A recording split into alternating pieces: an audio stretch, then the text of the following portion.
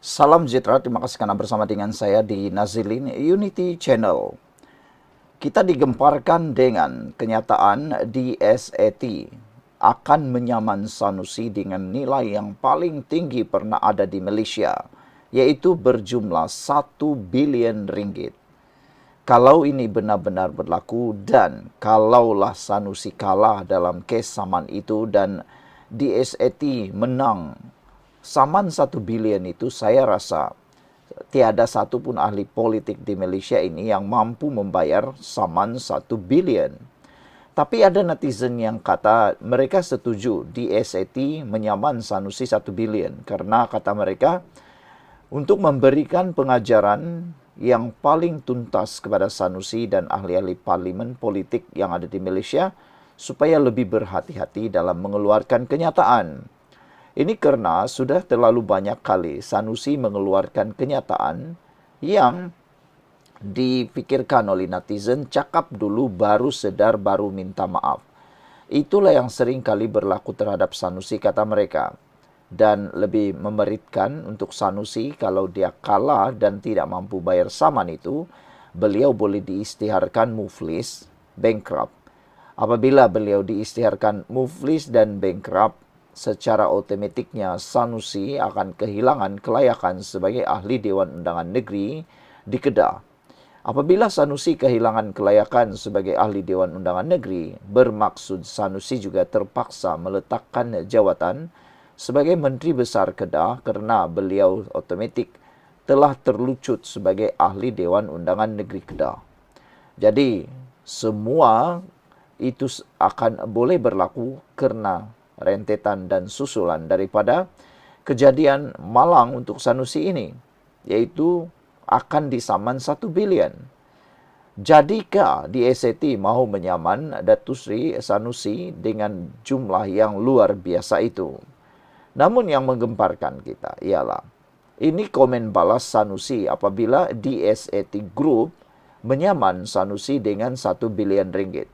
Seperti yang telah dijangka, telah diramal oleh netizen, pasti Sanusi akan putar semula isu dan dia akan pertahankan diri. Selepas disaman oleh DSET Group, selepas DSET mahu menyaman Sanusi dengan nilai 1 bilion, ini pula jawapan Sanusi. Kata Sanusi, kenyataan tidak tertuju kepada DSET Group. Itulah yang berlaku. Selepas ada orang yang mau ambil tindakan, Sanusi pasti akan tampil dan akan menyatakan apa sebenarnya konteks yang beliau nyatakan. Menteri Besar Datuk Seri Muhammad Sanusi Maknor menegaskan kenyataannya mengenai jangan ada skema mahu mengambil alih Kedah Darul Aman KDAFC tidak ditujukan kepada syarikat atau individu tertentu. Sebaliknya, ia adalah bersifat umum.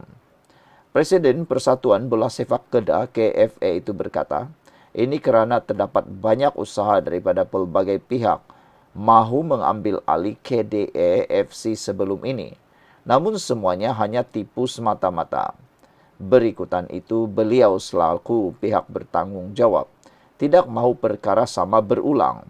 Saya kata, apakah dia? Saya pun tak tahu. Saya tak sebut nama dia, tak sebut nama syarikat dia. Saya pun tak sebut siapa-siapa, kata Sanusi. Saya cuma sebut siapa nak ambil alih KDAFC jangan jadi skamer menipu. Siapa makan cili dia rasa pedas, takut dia yang gigit cili. Kerana sebelum ini sudah ada banyak cubaan dan usaha untuk mengambil alih tapi scam. Kita harap pengalaman itu tak berulang, katanya. Sanusi ditemui selepas merasmikan Majlis Pecah Tanah dan Pelancaran Lot Desa Sejahtera Daerah Padang Terap di Kampung Pirik di sini hari ini.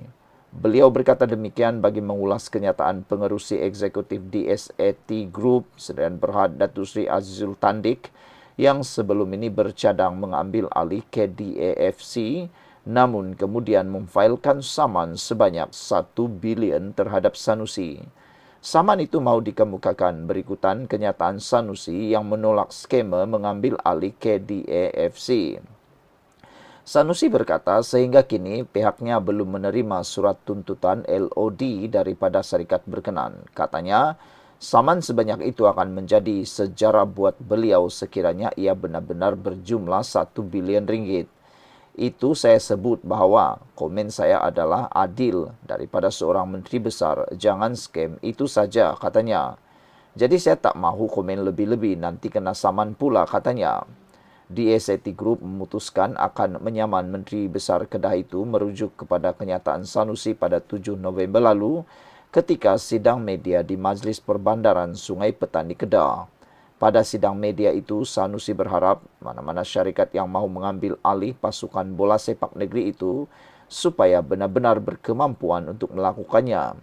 Kalau ada kemampuan silakan, kita harap dan berdoa dia adalah kemampuan, jangan scam lah. Belum apa-apa lagi dah buat kenyataan macam-macam dah, kata beliau. Macam skamer tak baguslah. Dia tak ada sangkut paut dengan kita, kerajaan negeri, dan dia tak berurusan dengan kita. Dan dia tak perlu kebenaran saya atau ekskusukan.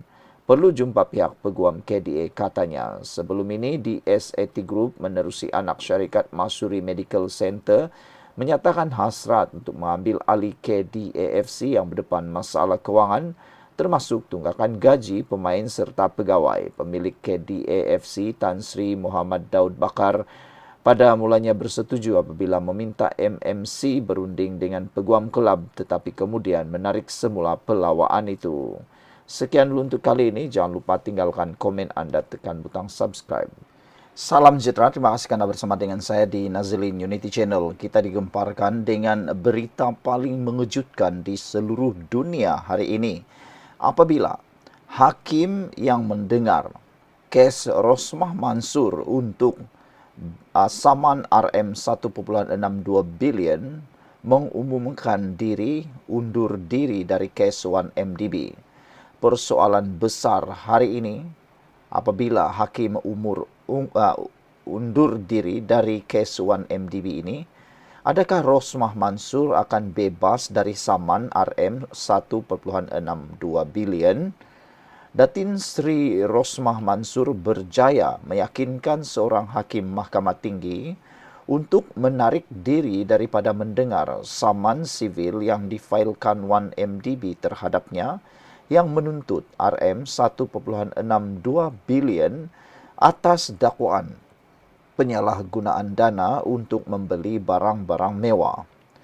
Memetik dari utusan Malaysia, Hakim Leong Wai Hong bersetuju untuk berundur diri selepas pasukan Rosmah berhujah bahawa hubungan lalu beliau dengan firma guaman 1MDB boleh menimbulkan berat sebelah. Isu yang melibatkan Rosmah dan rakan sejawatnya, Nam Naraindas Daswani atau dikenali sebagai Natasha Mirpuri, kini perlu menunggu pelantikan hakim baharu sebelum perbicaraan dapat diteruskan. Saman itu mendakwa Rosmah dan Nam membeli barang-barang mewah bernilai jutaan ringgit yang diperoleh melalui penyalahgunaan dana 1MDB. Mahkamah kini mengarahkan pengembalian barang-barang tersebut bersama penggantian semula dana yang telah digunakan oleh Rosmah dan Nam. Perkembangan ini menambah lagi drama dalam skandal 1MDB yang masih berlarutan, dengan perhatian kini tertumpu kepada siapa yang akan menggantikan hakim tersebut dan bagaimana langkah seterusnya dalam kes penuh kontroversi ini. Adakah keputusan ini bukti sistem kehakiman yang adil atau satu lagi helah untuk melengahkan perbicaraan? Saudara-saudara sekalian, dengan adanya keputusan yang mengejutkan ini benar-benarlah betul mengejutkan kita semua. Adakah dengan hakim undur diri dari kes 1MDB ini akan menyebabkan Rosmah Mansur bebas dari saman RM1.62 bilion? Saya rasa ini bukan sesuatu yang luar biasa. Rosmah tidak akan dibebaskan dari saman RM1.62 bilion. Kerana yang akan membebaskan bukanlah hakim semata-mata tetapi juga oleh pendakwaan dan kekuatan kes ini. Apabila Najib telah pun diarah membela diri untuk kes yang berkaitan dengan 1MDB. Jadi apabila ada kes yang sangat kuat, mustahil untuk Rosmah Mansur dapat dibebaskan daripada saman RM1.62 bilion dalam kes 1MDB ini. Walau bagaimanapun, apa pula ramalan dan andaian ataupun pendapat anda semua. Sebelum kita berpisah, tinggalkan komen anda, tekan butang subscribe. Kita jumpa lagi. Bye-bye.